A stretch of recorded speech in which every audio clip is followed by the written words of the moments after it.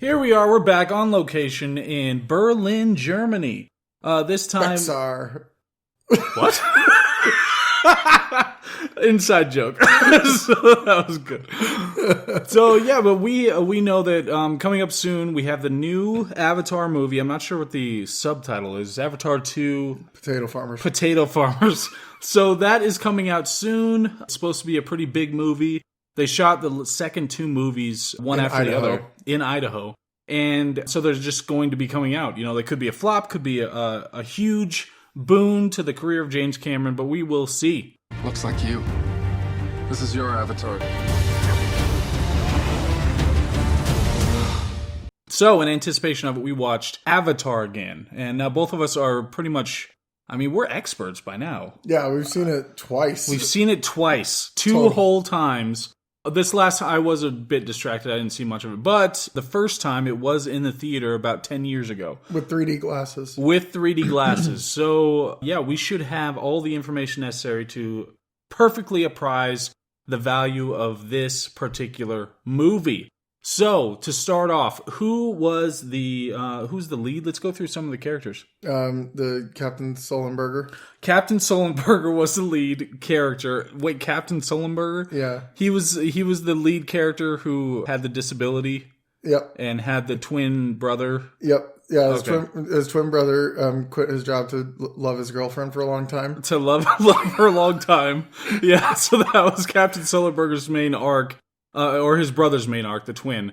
But Captain Sullenberger, yeah, he had a disability. He couldn't see. He couldn't see, despite being how handsome he was. Yeah, so he had a dual disability. He was so handsome that it undermined his credibility with other people. Yeah, you know? and it was self-afflicted too. I mean, he just knew he was the most handsome person he'd ever see. So he got rid of his own sight while looking at himself, so it would be the last thing that he sees. Well, that was the tragic backstory. And I thought it was good to kind of implement that so early on in the movie. You know, you don't expect that. The first time that you see your main character that he's going to rip his own eyes out. That's just not something you expect. So it's only happened a few times in movies. Only a few times. So, usually Disney. Yeah. So that's a good way to start out the movie, to see the tragic backstory right away. So you have that undercurrent playing out through the rest of the movie. Mm-hmm. So then we also have Giovanni Ribisi, which is, he plays a kind of villain. Yeah, he's the same Giovanni from Pokemon. From Pokemon. Who's Giovanni in King Pokemon? He's the leader of Team Rocket. Leader of Team Rocket. Okay, the leader of Team Rocket, Giovanni. Yeah, so he's actually the kind of the corporate head of the people who are there, trying to catch all the fire horses. What are the fire horses again? Rapidash. The Rapidashes. Just evolved into Rapidash. So that's only why fire they're horses there. later. That's foreshadowing. You're jumping ahead of yourself. They're just regular horses right now. So before it evolves into Rapidash, which makes it catchable as a Pokemon. Of course. So that's why Giovanni's there. He's very believable as a character. He has completely normal human motivations and normal morals in general.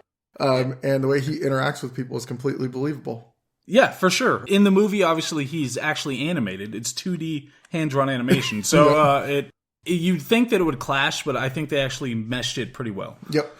I didn't even notice the first time I watched because the 3D glasses actually made him 3D. Yeah, it forced him into 3D. Yeah. So once you take those off, though, then you realize... Oh, he's just animated. He's an animated character, and the emotional ability of the lead actor is actually also 2D. So when you put on 3D glasses, it seems like he has a 3D character. And a personality and any kind of thoughts behind his eyes or anything like that.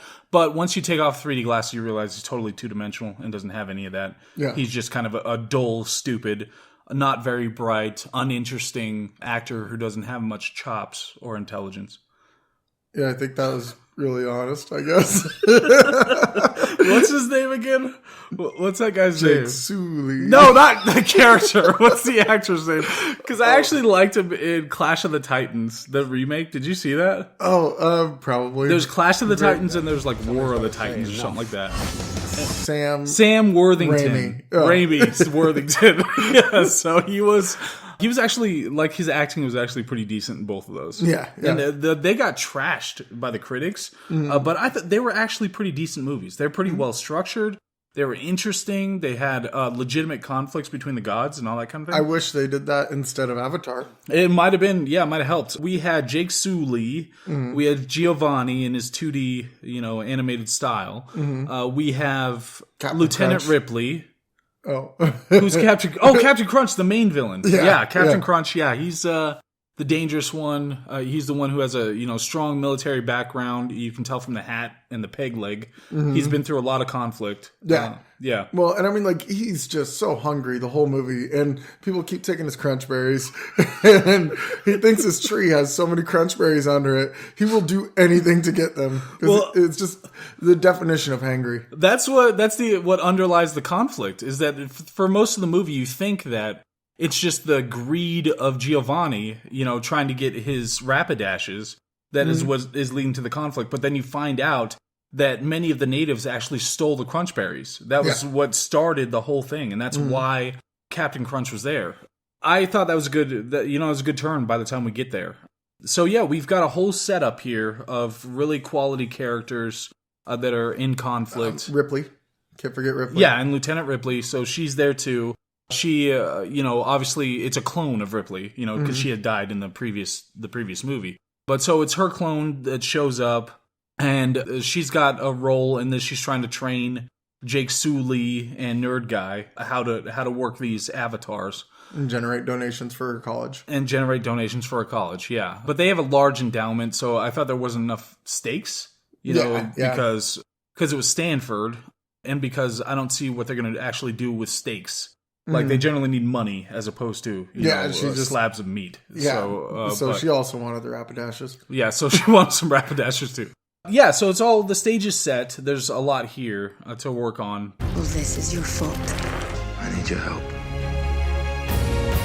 I'm just going to say, there were a lot of things that annoyed the hell out of me about this movie as we were going through it. And one of the big things was when Jake Sully and Nerd Guy were in their avatars, then you don't have any, like, there's no emotional involvement or stakes to that, because if they die, then they're fine. They're just people. They're in their little coffins or whatever the hell. And they're playing fine. a video game, pretty much. Yeah, they're playing a stupid video game. That was kind of annoying, that it's that kind of a setup. And none of the scale of the, like, avatars versus the people, that doesn't really matter at all until you get to the end, when it's the fight and they're actually fighting the people versus them.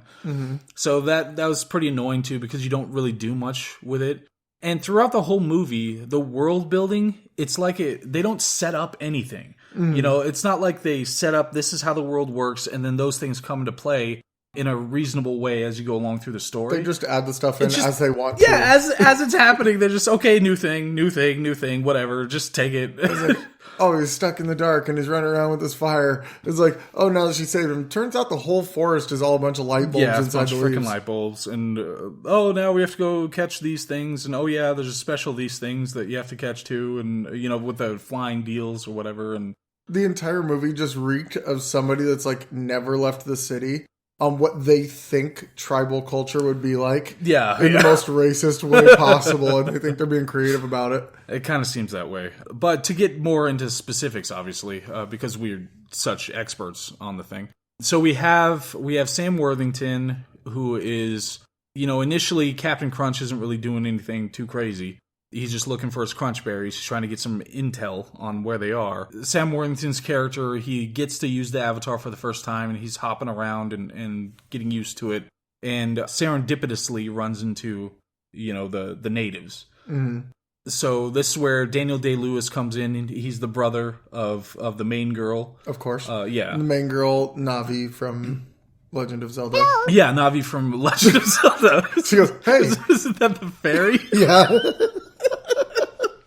Yeah, so he's Daniel Day-Lewis, full-size Daniel Day-Lewis, is the brother of the fairy Navi from The Legend of Zelda, yeah. So, and all she can say is, hey. She tries to get... Oh, she could also say, listen. Oh, yeah, hey and listen, yeah. But that's important because those are the things that That you should do when you meet a new culture. Jake Sully needs to hear this, when he's trying to integrate himself into the culture. He needs to hear, hey, and listen, and hear those over and over again. So, yeah, it made sense. He's like, I'm a jarhead. I don't know about listen. Yeah, and then everybody's like, that's endearing in the movie. Like, it actually is something. Yeah, it was weird when they all said that in tandem. That's endearing. He's a likable character. That was weird, but... Well, it was so strange to have it go from like, they're like, well, we're trying to decide whether or not to kill you. And he's like, I'm a Marine. And they're like, all right, we're going to teach you everything we know. Everything about our culture. Yeah. You get to be a warrior now. One of us. Yeah, no, it was odd. But Daniel Day-Lewis, obviously a fantastic actor. Mm-hmm. So when he's doing his thing as a brother of Navi... It was so risky for him, for all the surgeries that it took to make him 13 feet tall and blue and have his sex organs replaced in his hair. All of that, because he's just so thorough. He's with a his method roles. actor. He's got to really commit himself to the role. Yep. With his role in There Will Be Blood, he changed his voice. Mm-hmm. In some of the other ones, like Phantom Thread, he changed his voice. In Lincoln, he changed his voice and wore a hat. And this is one, like you said, he had his penis removed and put on his head. Yep. And wrapped in hair. And he had like his ribs taken out so they can narrow his torso more. Yep. So this was real commitment. Yeah, this was the second most commitment he's had in a movie after the unbearable lightness of becoming a light bulb. Right, yeah. So that was quite the transformation. So it took a lot of surgery to turn him from a light bulb into a 13-foot Daniel Day-Lewis with a penis hat. It was. But it was good. It was good seeing him in this role. Obviously, he retired after this because of all the surgeries and how that took a toll on his body. He jumped auditions and he couldn't fit in the rooms anymore. Right. And so it's a shame. Yeah, but I thought the performance of Navi from The Legend of Zelda, I thought she was fantastic. She only had the 2 words to work with, but she had to emote everything with those 2 words. Listen. They all sounded exactly the same when she said them, each time. But still, you could feel that there was a different emotion coming through. Well, and along with feel that, every time she would say it, a text box would pop up and just say... With a paragraph? Yeah, a paragraph explaining what you're supposed to do next in the adventure. Yeah. Yeah, that did help. To really get that across. But still, I attribute it to the emoting in the way she said, hey, hello, and listen. Hello. So I thought you didn't really need that. So Sam Worthington, they're going through this whole thing. He hangs out with them. He learns how to bang the horses and bang birds. And bang birds. Yeah, which is kind of the important thing because... So one thing that they could have done that would have been really insensitive is imply that kind of native cultures have inappropriate relationships with animals. That would have been something that would have been kind of offensive. So they avoided that, by just suggesting that they did it with their hair or something. Yeah, of course. And I mean, if they were being really insensitive, they would have called them traditionally insensitive names towards native cultures. And they would have used terms like savages. That are obviously just terrible. But they definitely didn't use that a bunch in this freaking movie. Exactly, yeah. They made sure to omit that word entirely, the savages. And then the other things that they did, obviously it was beautiful locations, all the trees and the foliage and all that kind of thing were gorgeous. And it really seemed like they had a really kind of complex, government system. Because you remember, they had like I think something that we took in anticipation of this episode. I think it's kind of kicking it a little bit. I think it's because I haven't really tried this kind of thing. And it's done something to my cognition. I'm not sure how to handle that in this moment. Your brain is handicapped, like Sully. Like Jake Sully. So yeah, that was Avatar. What are we saying? What are the things that are happening?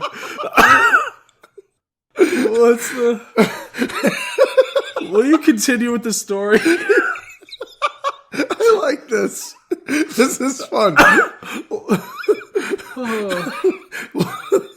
Lost Clant is awesome. Whatever, Steed, you keep it to yourself. That's not the names we went with. Oh.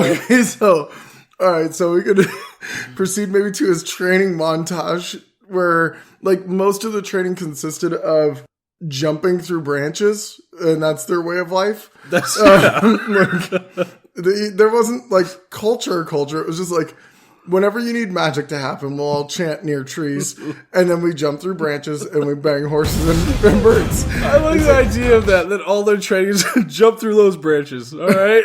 Now jump through those branches, okay?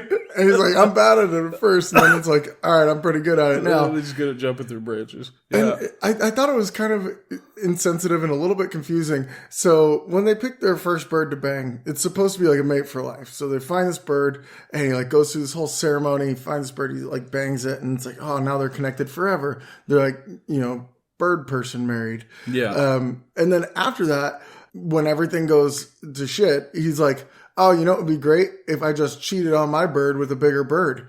And then he just went and banged some other bird. And everybody looks at him and is like, oh, this guy's amazing. He tamed this giant bird. And it's like, he already had a bird at home.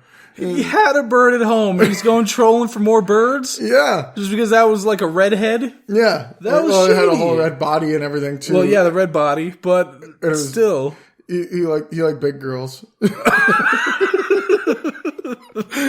So a much bigger bird was just like, he's like, all right, if I get this, then I can, do anything I want. And it only took him a second to do it. It's like, this is some like ultra dangerous one that nobody ever wants to touch. It's like, oh man, this thing is so crazy. You gotta watch out for this. It's the most dangerous thing in the sky. And then he's just like, surprise, I got it. So, like, the only thing I can think about right now is somebody banging anger from Inside Out. Do you remember that character? No, because he's red. So I just pictured him getting bent over something, and I don't know why that's stuck in my head now. That was played by Red Foreman. Red Foreman? Yeah, from that '70s show. He wouldn't accept that. Yeah, he's the one with the boot in somebody else's ass. Exactly, or anything else. No, did you not see Inside Out? That's the Pixar movie. Yeah, I didn't where it's about everybody's in the brain. Yeah, I didn't do it. Oh my god. That was going to be our next movie. In Like Flint. That's my favorite movie. That's my favorite movie. So he's banging red things, yeah. And then after that, I feel like this movie was 3 hours long and not actually a lot happens. It's all everything that you would 100% expect. And it just happens all really slowly. It was all of the cliches from any sort of action movie / adventure movie that has anything to do with any sort of tribal culture. They went movie to movie and they're like, we got to take something from all of them. And that's what stretched it to be as long as it was. It's just like, oh yeah, he goes and lives with them. Okay, yeah, what'd you expect? And then there's a moment where they don't like him until they do like him. And it's like, come on. Yeah, it's Dances with Wolves. It's Pocahontas, it's Fern Gully, it's all of the above. Wait, how many wolves did they bang in Dances with Wolves? I don't know. It was less than Moesha. And why do virtually all of we end up with animal banging in all our episodes now? Well, I don't know why it comes up. They put it in all the movies. We can try to use that justification. I don't know if that's going to work. Well, the thing is that everything is bangable for somebody like Weasel. So if he shows up in any movie, he'll bang anything. Well, Weasel, is bangable and could bang anything. So that's important to point out. And I feel like if Weasel was part of Avatar, he would have almost drowned and then washed up and not done anything. I think that's what would have happened with Weasel. But still, it would have been an important subplot. I would love to see him in an Avatar where he turns like 15 feet tall and is just tearing through everywhere with like whatever's going on in his brain. And then he just ends up almost drowning and washing up as the Avatar. And then he wakes up and he's almost drowning and washes up as himself. Yeah, and he just run around like a crazy dog thing. But that would have been enjoyable. I would watch 3 hours of that. I'd watch that. There's just not much that friggin' happens. You've got Elizabeth Rodriguez.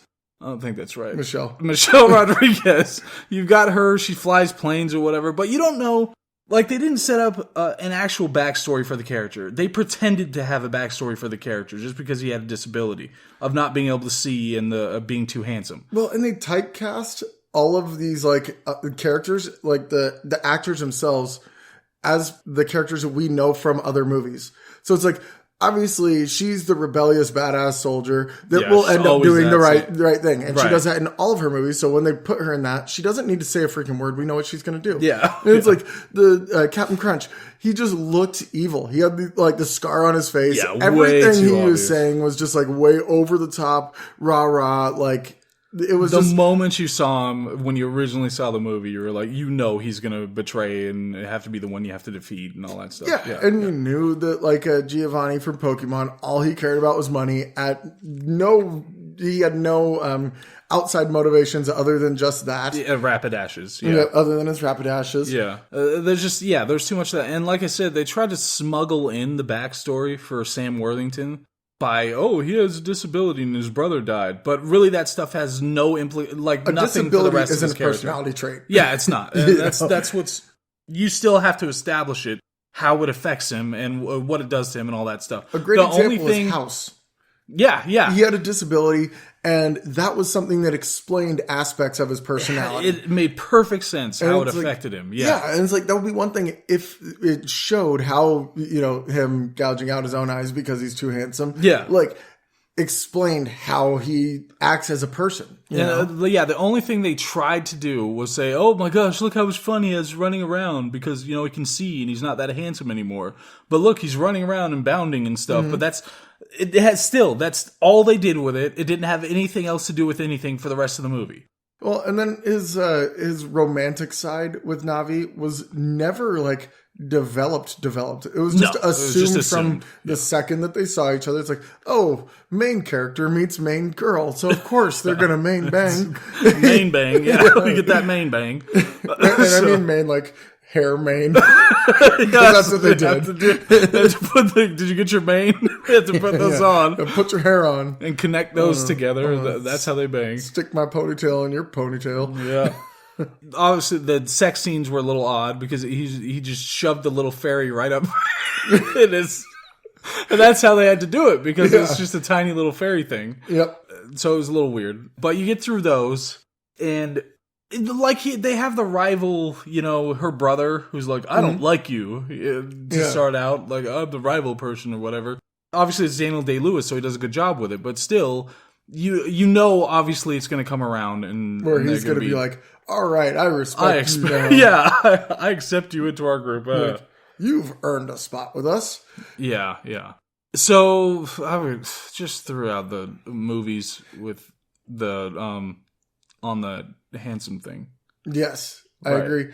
The other the planet itself, if we're like going to talk about the setting itself, it's like it was always adapting in ways that were never explained. I mean, it literally rocks are floating, which is like come up with some reason for it. Yes, something for the phenomenon. And something about what it actually means to the culture of the world, that these things are floating. That it's something that significant is actually means something to them in some way, other than, it's super sacred, and we just, because we said so. Yeah, it's like, this is a flying rock park. It's like, this is where we parkour for our birds. It's like there could have been so many more things that they did to build the world, because they just didn't. There was no interest in actually building the world. They were just setting in place, each Lego part as they were going along, and it was just annoying me. When you think of other franchises that did so well about world building, from the beginning, it's just a completely different situation. Like even Lord of the Rings, which Lord of the Rings can annoy the hell out of me.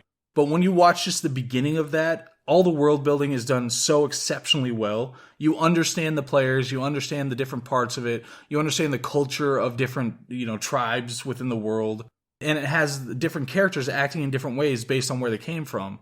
And in this, they just ignore all those kinds of conventions or ideas or complexities, and just want to race through, even though they took 3 hours to tell, an extremely basic story.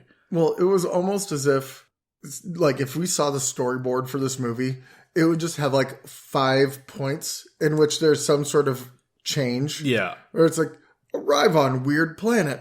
It's like, get your, abilities back in this, giant monster thing. And then it's like, fall in love and be a part of this new culture. Everything gets ruined.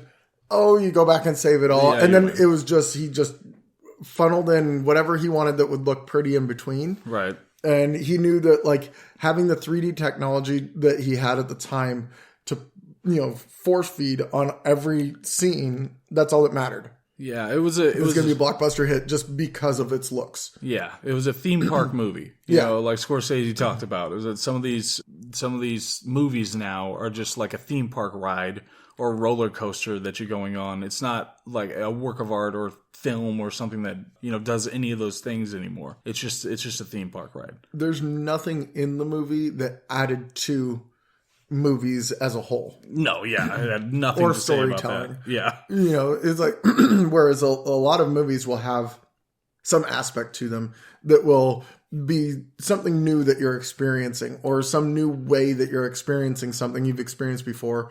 And absolutely none of that was here. Do you think monkeys like more or less hair on their mates? I would say less, I guess, because we're very closely related, and I prefer less hair. That's quite the logic, but just saying that because there are going to be some of the potential mates are going to have like they're going to be really bushy, like the 80s, and then some of them are going to have just less naturally. And it's going to be a little shorter, a little more svelte, and I just don't know if like a chimpanzee, if they see that and they go, ooh, one of those is hotter than the other. Did you think about this from Avatar? I don't know where it came from, but it's just a question. And if you don't have an answer, you could just say that. We don't have to. We can Bing it later, but as did you use Bing as a verb? Yes. Nobody has ever done that. Are you trying to normalize it so people use Bing more? Yeah, I'm going to bring it back. All right, I'm going to try it too. Just bring it forward, I guess, because it's never forward. So let's Bing what happened at the end of Avatar. Yeah, so at the end, he gets his redhead giant bird that he bangs. Yeah. And he collects a bunch of tribes from all over the planet instead of just the one tribe he was interacting with. That's another one. It's like all these other tribes, there's no setup about what their significance is relative to these ones. Again, like the kind of thing they did in Lord of the Rings, but they didn't set up the significance of the other tribes, whether there was conflict between them or... I couldn't even tell them apart. It was just they looked exactly the same. I've got 12 tribes. It's like, okay, I'll take the word for it.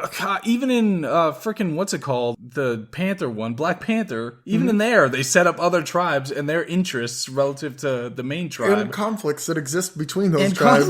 So that actually meant something that they had to go ask for. And they did it in a little over 2 hours. Yeah. So he goes and he gets these other tribes, allegedly. And so he wants to, because the military is going to come and attack their main, area, their last resort for a place to live and place to flourish. And the one thing that's most important to them. On a whole planet, though? No, this is just for this tribe, because the rest of the planet doesn't exist, apparently. All right, until they need it just to pull tribes from. Right. So it's only important to this tribe, but they're going to send all this military there because this is the most important one. And so he gets all these tribes to go and have an air fight. It's birds versus planes. And so birds are kind of winning. They're getting creative with it. Ends up in a ground fight between a robot and Suli, which also brings me back. So Navi had this animal that was helping her, that she was riding. Right. Earlier in the movie, that same animal was just with wanton disregard, wanting to eat Jake Sully. And they're run from that one. Oh my God, that one's dangerous, right? Right. She did nothing other than stand there and had this animal now realize oh, they're my enemy. I guess I'm with you now. Rather than just live on instinct like it seemed. Wait a minute. There's something that doesn't make sense here in the way that you're describing this. Because Navi is a tiny fairy that can fly by herself. Why would she ride a giant cat thing? Well, because it was big. Solved. Okay, so so she's doing that and she's banging animals and they all have their fight with Captain Crunch. Captain Crunch. They end up killing him. He suffers the slings and arrows. Of outrageous fortune? Yeah, it was outrageous fortune for him. He died on a planet full of unobtainium.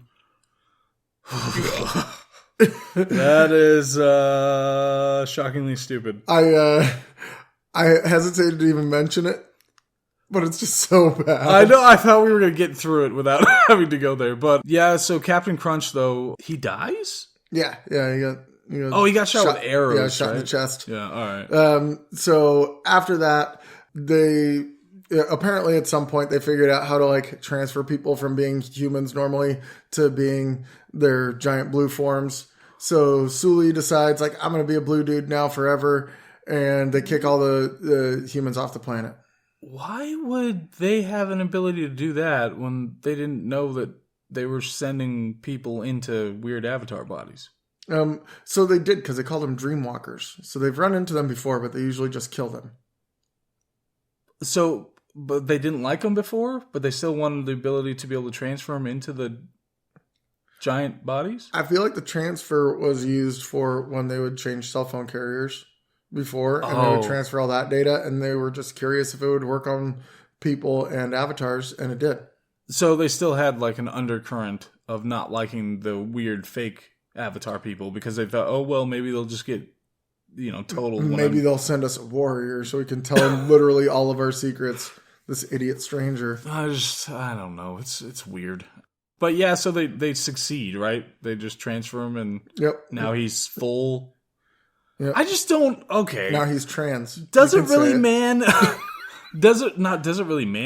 matter that there was anything having to do with them transferring themselves into Navi bodies? Does that matter at all? The only time that it actually mattered was when it happened with Ripley, because she got shot when they were escaping. And so she was going to die.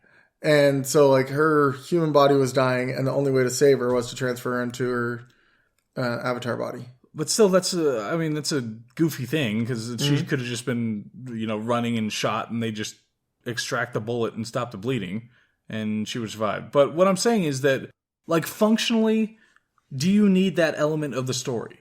Does that add anything to it in actuality? The only thing I think it really adds to it is the commitment to the culture. Sully's like saying like, I love and I'm a part of your tribe so much. After all this, I proved it. I'm going to be one of you.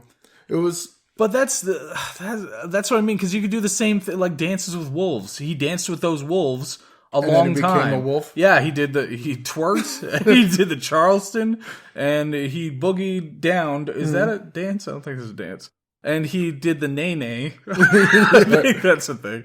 But, so after he does that, then great, I'm a wolf now. And it didn't matter that he, didn't have the long face and the teeth. I mean, well, so this isn't a great example, because obviously Daniel Day-Lewis got those surgeries before the movie. Yeah. But I just mean, if he still looked like a human, that doesn't matter. He's still part of the crew. The one other functional difference there, well, two, is you can't bang with your hair if you're a human and they're an avatar.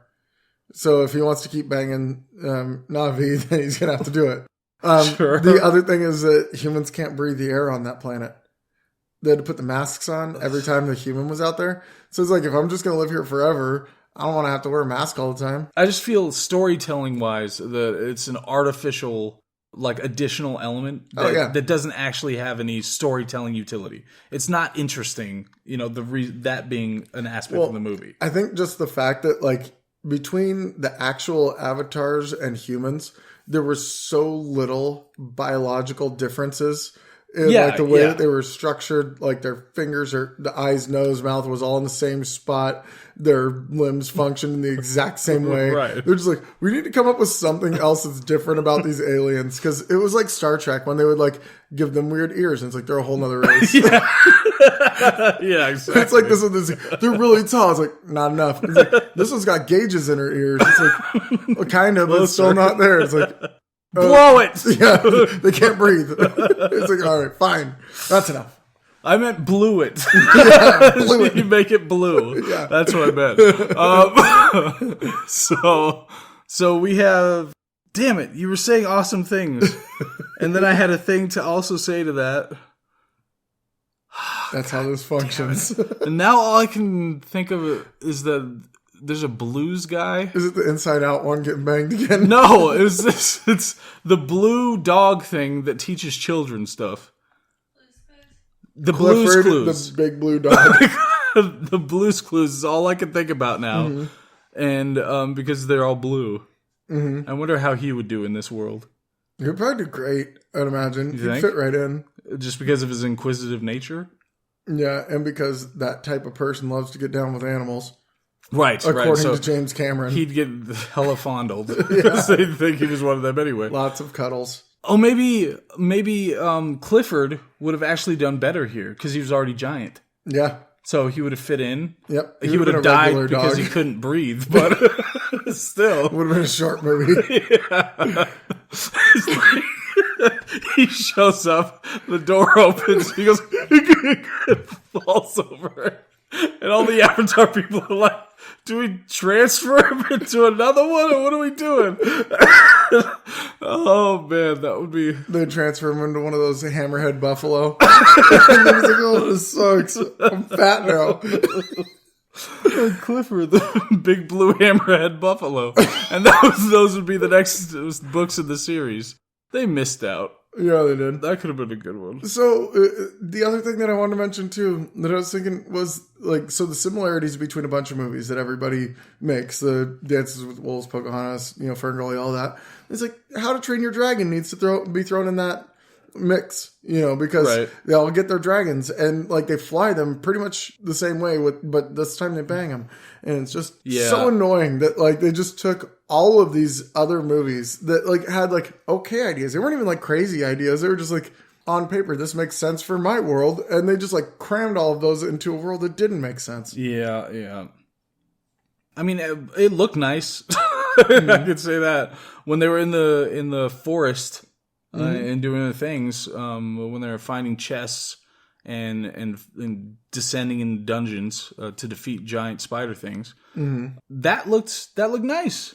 Honestly, I would love to see a competent writer-director explore the world itself. Yeah, that would have been amazing. And explain it and put it together and make it make sense. Actually mean something, I feel like enough damage was done that nobody that's worth anything would really want to touch it. Yeah, not until they see at least what happens with the second one. Yeah, we'll see. James Cameron's done it before with a sequel. Yeah. Where he made it way better and amazing. One of the best movies ever. If he can pull it off with this one, that'll be very impressive. But in that case, though, the first one wasn't a piece of trash. No, that's correct. Yeah. Well, and so we're referring to, of course, Terminator 2. Yeah. So the other thing that I found out with that one is that Terminator 2 was written as the first movie, and James Cameron didn't want to do it until, like, they got good enough to be able to do it. And so they wrote Terminator to, like, lead up to it because they loved the idea. They wanted to jump on this before anybody else got into that world. Oh my God. So Terminator 2 was written as the original one. That's crazy. I think you just made it up, but that's crazy. I probably didn't. All right. No, is that right? What do we do? I don't know what's right. I can't see that far. Have we been talking for 40 minutes about Avatar? No. We were sleeping for half of it. Oh. All right, well, I'm not cutting that out. We're just blowing through nap time. Just blowing through nap time. No, but that's it. That's all we have to talk about for that episode. All right, we're going to have to save Hot Tub Time Machine for later. Hot Tub Time Machine, that'll be the subject of the next one. All right, deal. Yeah, we can do that. So what's your rating? Oh, my rating for Avatar, it's going to be 1 skull coin from an Indiana Jones movie, unless no Indiana Jones movies has, skull coins, then it can be from a different movie that's similar. So some kind of an adventure type movie where it has somebody who's exploring, like caves and ruins and all those kinds of things. So if they do that and New Jack City. Like New Jack City. So if Wesley Snipes finds a skull coin in one of those movies, then it's like that movie for one of the skull coins out of 1. All right, that's no, out of 10. Oh, you almost messed up. Yeah. You're about to get a gift basket. Score. Jeez. I'm gonna give it. I'm gonna rate it X for sexual violence for when he forced himself on that bird. that was uncomfortable. There was no consent there. Yeah, you're so right. He's like, I just saw him like whisper in its ear. He's like, just pretend it's prison. Let it happen. Yeah, so the X score, I think that's a good one. I gave it 1 out of 10, and you gave it X. Gonna give it to you, X. Gonna give it to you. No, that's not what you said.